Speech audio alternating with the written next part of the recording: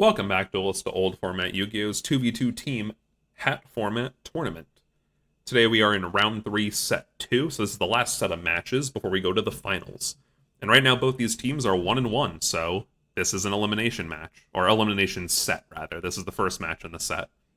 Down here in the bottom we have Super Nerf Gun, aka Niko, who is a member of Team Freshman. And he is on Mecha Phantom Beast, which is not too ideal of in a deck, as pretty much everyone knows at this point. He is against CXM, aka Chris P, who is on Gadgets, who is a member of Team Gadget, aptly named. And also, Chris, at this point in the tournament, has yet to drop a single game, so we're going to see if he continues that. But let's get into it and find our other finalist team. Let's see, I didn't see who won immediately. Niko won the die roll. He is going to open Mega Raptor, MST, Spirit Ritual Art, Miyabi. Interesting. You contribute a Wind Monster and put a card on the bottom of your opponent's deck. That's pretty good. Colt Wing, Foolish Burial, and Blue Impala. A lot of these Mecha Phantom Beasts have effects that are not complicated, but not a lot of people know them. I'm just going to hover the card real quick, go through it, so you could read it if you want, but I will talk about them when they come up if they do. So Mega Raptor, when summoned, does nothing immediately. It's going to Foolish Lion, which summons a token. When a token summoned, Mega Raptor can summon another token, and Mega Raptor contribute a token to search a Mecha Phantom Beast, and he goes for Tether Wolf. Set MST, set Miyabi. Of note, this can actually tribute the tokens, which is pretty strong.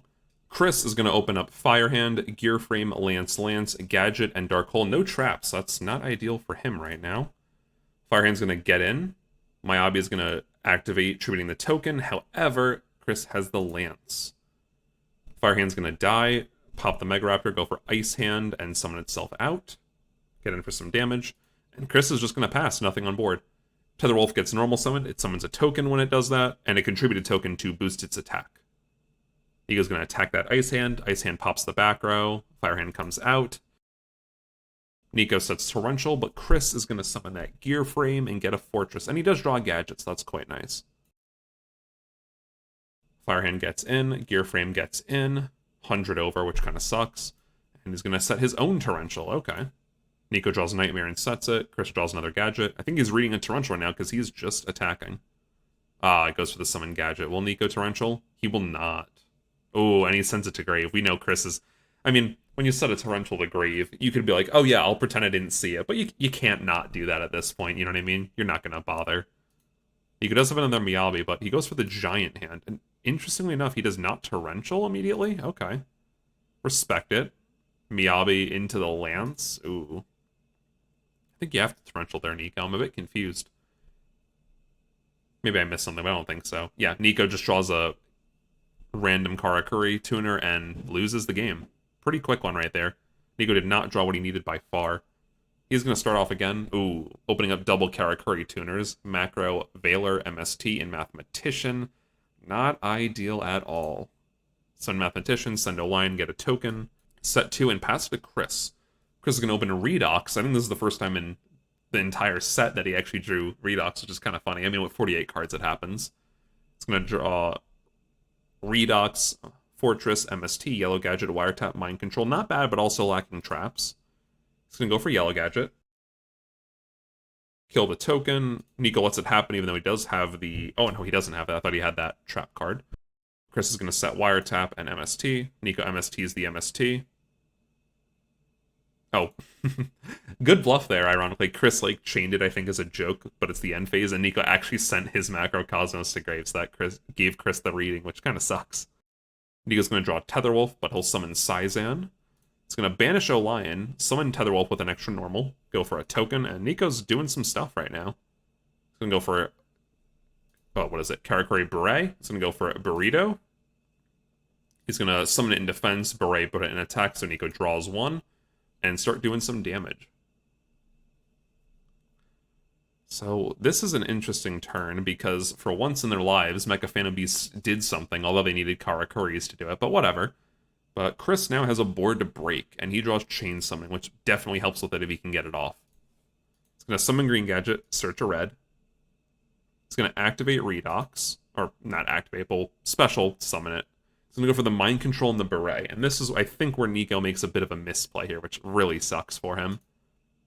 Yeah, Niko's going to Book a Moon the Beret and you see where this is going.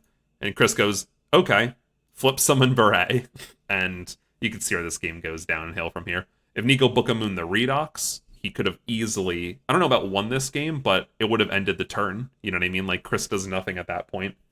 He takes the Beret. He probably uses its effect to... Actually, no, thinking about it now, he could have just used its effect on the Redox, so...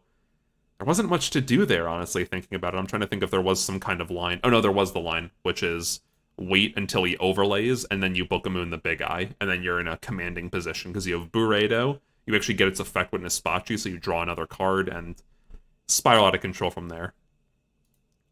However, he's going to take that Beret. Niko does have Veiler, but you can't use it because of macro. Yeah, another misplay, in my opinion at least, is just flipping macro in the draw phase, because you know you have a Veiler. Meanwhile, like, you're against gadgets. Like, do they really care about the grave that much? Ironically, they do with Redox, but the grave was already set up for it, so... Now Chris has an amazing board. Redox is banished, but he has a set Wiretap and Chain Summoning. Nothing major, but still amazing. Niko sets Nispachi, sets Malcat. He's going to take the Nispachi. He attacks and activate Malcat, I think, but, I mean, it's game. So... Oh, and he even wiretaps it. Is it not game? Oh, no, he didn't, because Big Eye took a monster. Niko draws MST, and that's going to be a quick GG's. Even Vanity's on Chris's side, so... That was sadly a commanding one, but honestly, Niko really did have a chance if he just Bookamoon the XYZ instead of what he tried to take.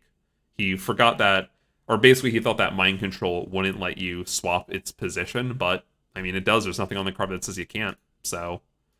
Yeah, it's going to end with Chris winning this one, and he is still undefeated in games with Gadgets. So Gadgets are king, and that's why we call it Team Gadget.